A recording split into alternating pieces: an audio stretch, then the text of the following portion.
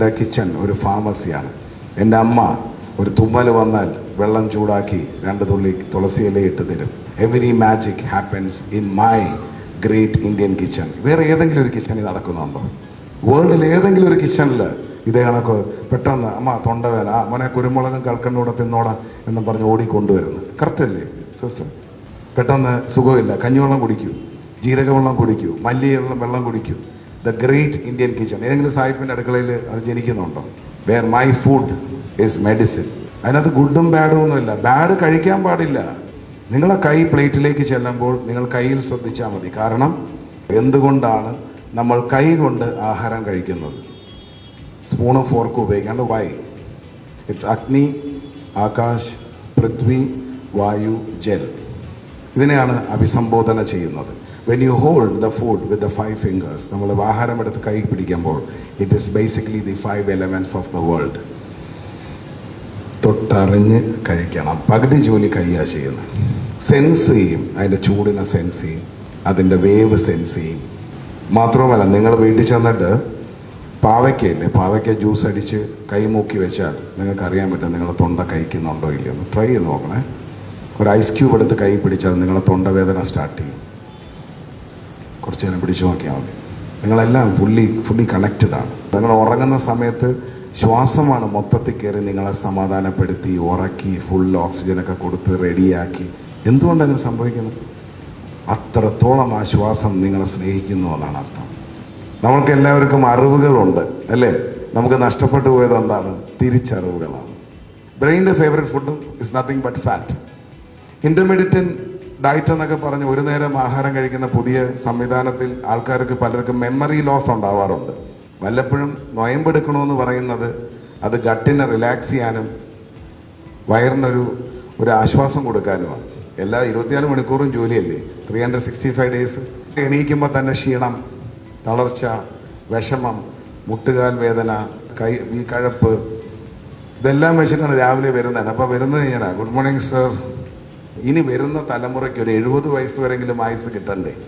Medical technology വളരെ advance ആയി എന്നാണ് അവകാശപ്പെടുന്നത് അല്ലേ? താങ്കളെ മുത്തശ്ശിയുടെ ആയുസ് താങ്കൾക്ക് കിട്ടുമോ? ഇല്ല. പിന്നെ ഇവിടെ എന്ത് അഡ്വാൻസ്ഡ് ആയെന്നാണ് നിങ്ങൾ പറയുന്നത്? ചോക്ലേറ്റും ഹോർലിക്സും ബൂസ്റ്റും ഒക്കെ കലക്കി കൊടുത്ത് നമ്മളെ കുട്ടികളുടെ ആയുസ് ഇല്ലാതാക്കുന്നത് എന്തുമാത്രം ഒരു പാപമാണെന്നൊന്ന് ചിന്തിച്ചു നോക്കി. നിങ്ങളുടെ ഡെഫിനിഷൻ മാറണമെങ്കിൽ നിങ്ങളുടെ ആഹാര ചൈതന്യം മാറണം. അൽഫാം മുക്കി വയ്ക്കുന്ന വിനീഗർ അൾട്രാ ക്യാൻസറസ് ആണ്. കുടൽപ്പുണ്ണുണ്ടാവും. വേണമെങ്കിൽ കഴിച്ചാൽ മതി. എനിക്കിതിനോടൊന്നും ഒരു എതിർപ്പുമില്ല. നിങ്ങൾക്ക് അറബി നാട്ടിൽ പോയി അറബിക് ഫുഡ് കഴിക്കണം.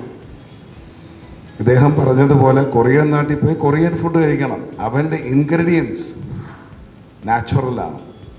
ഇവിടെ വരുന്നതെല്ലാം ഫാബ്രിക്കേറ്റഡ് ആണ്. അപ്പം നമ്മളുടെ വീട്ടിലെ പ്ലേറ്റ് കറക്റ്റ് ചെയ്യുക. ആ പ്ലേറ്റിനകത്ത് വെക്കുന്നതിനകത്ത് ബന്ധങ്ങളുണ്ട്, സ്നേഹമുണ്ട്, സൗഹൃദമുണ്ട് എന്ന് നിങ്ങൾ തിരിച്ചറിയുക. പ്രകൃതി മാജിക്കാണ്. ഉപ്പാണോ ഉപ്പിലിട്ടതാണോ നല്ലതെന്ന് ചോദിക്കുന്ന കണക്കാണ്.